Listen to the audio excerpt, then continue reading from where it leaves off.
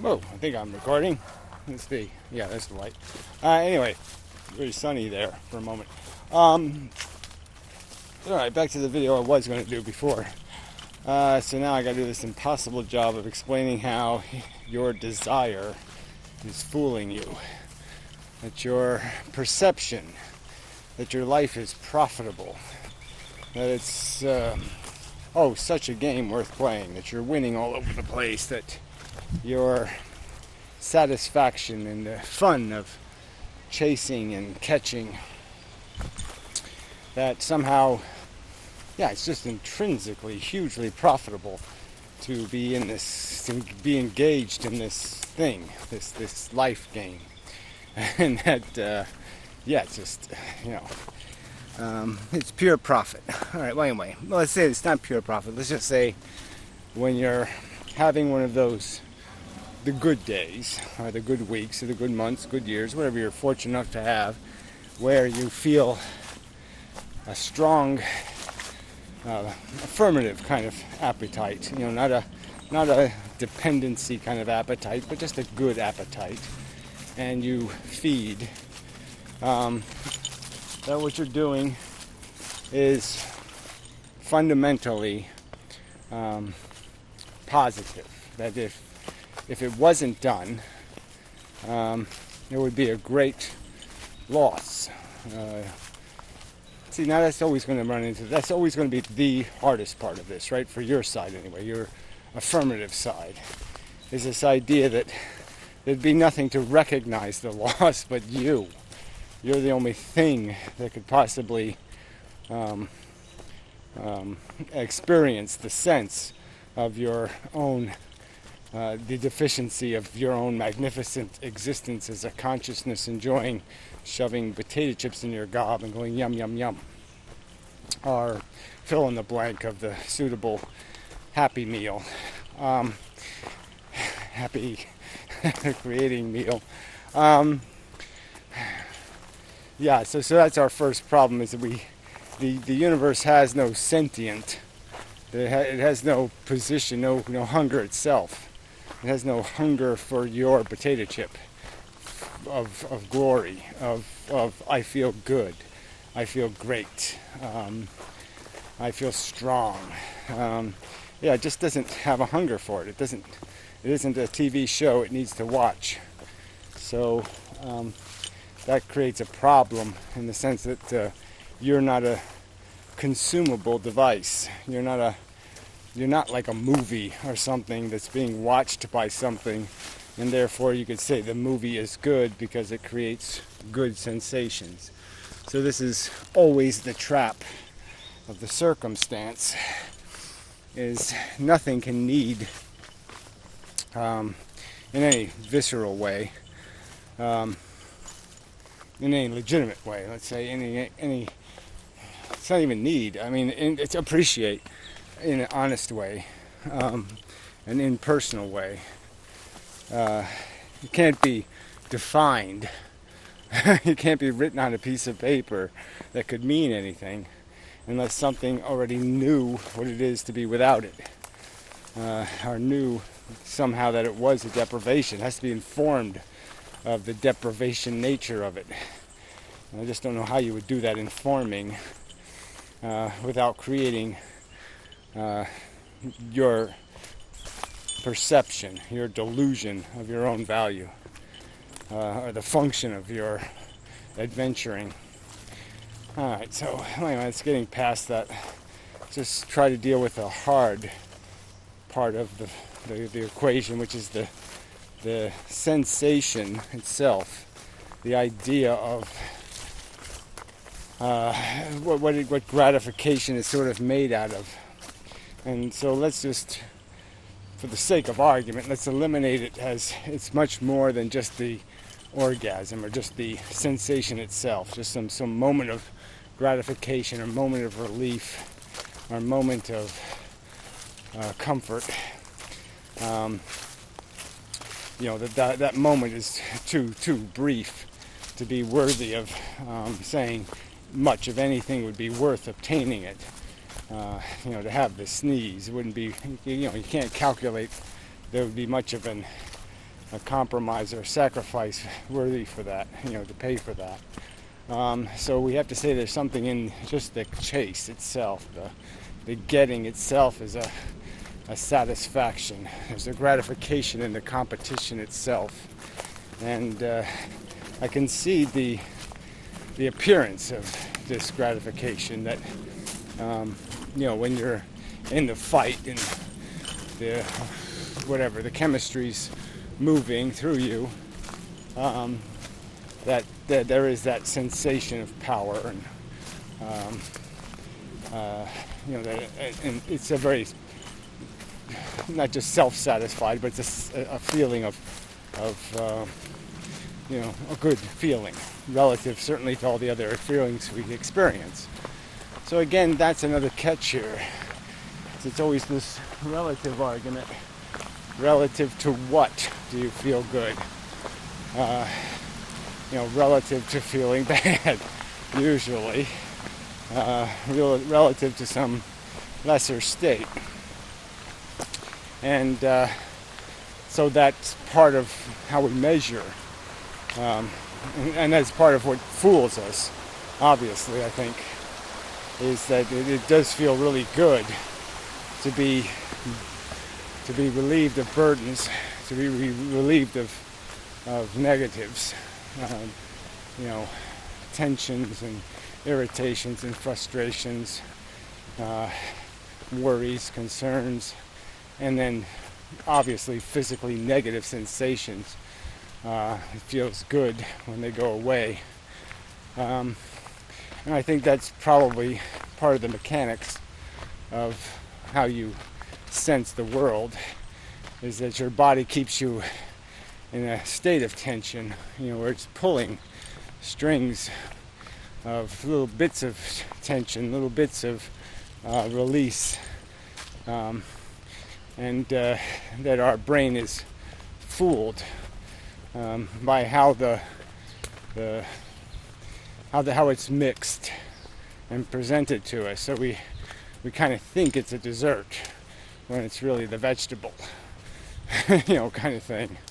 I don't know how to, make that more clear, but it's not as clear a positive, I suppose, if you analyze it. You look at it more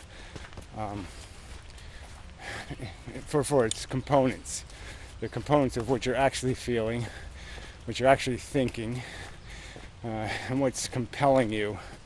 That maybe it's not so much a positive state as it is an urgent state, and that in that mode your brain automatically is feeding you some endorphins, feeding you some tension relievers to condition you to be more hungry, to be more motivated, attached. So anyway, I mean, I can go through the obvious things that just make it seem clear that there really isn't anything real to this argument, because I don't think people have any urgent perception of a need to create new human beings immediately, because they're so profitable.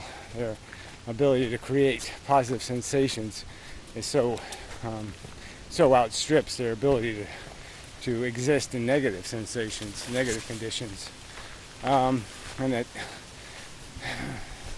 there's a again, we're back to this deprivation of a positive, and that's an impossible condition for us in this universe, because the universe, again, doesn't need to watch the TV show that we are. It doesn't need anything, and so it's quite impossible to describe something you can give it that is intrinsically or fundamentally positive. It just isn't. I mean, you could say, let's make something that's in a constant state of bliss, and that comes with its own paradoxes and conundrums, that maybe you can't maintain anything in that state. We can't know that for sure, at least yet. how long you can maintain bliss before the bliss wears off, the ecstasy wears off. Yeah. And again, the universe doesn't have to need it, but again, I don't feel any urgent need myself to say, let's make one of those. Let's make a thing that just feels permanent ecstasy. I can't even feel like I would have an impulse to take 10 cents out of my pocket to contribute to such a production.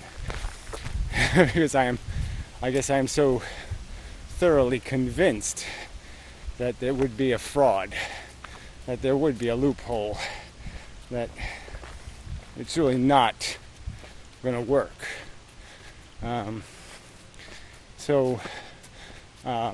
You're entitled, I suppose, to disagree and to think that there would be some purpose in filling the universe full of little ecstasy boxes, little, vaguely conscious entities that just experienced euphoric sensations. So, but like I said, I don't think that's possible. I think euphoria is a consequence of the extraction of the negative. When you pull a weed from your psychology, a weed from your life, you experience it as a relief. And it's, pull a lot of weeds all at once, pull all the weeds at once, and you'll have what might be called euphoria. But you wouldn't have it if you didn't have the weeds to pull. And that's why I might speculate that it's not an enduring sensation, or a durable sensation. Yeah. Anyway, I certainly am not going to dismiss this argument. I'm not saying that I have decisively done away with it, that there is any, there's no reason to keep picking at it, because there probably is. But I'm just saying there are some obvious elements in my perception, certainly, that make it clear that I can't find any rational handles on this idea of a true positive.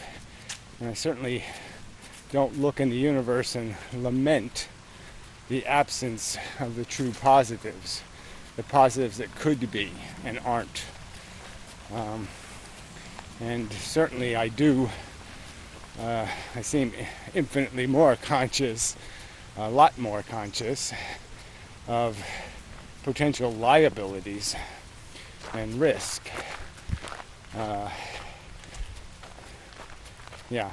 I just can't see, I can't rationally see how I can rationally conform any kind of scenario where, because there is no need served, and we are, so much of our gratification comes out of the satisfaction of need, a dependency circumstance, a circumstance of first make it deprivated. That you, without that kind of deprivation, you just can't really construct an argument saying there is some need.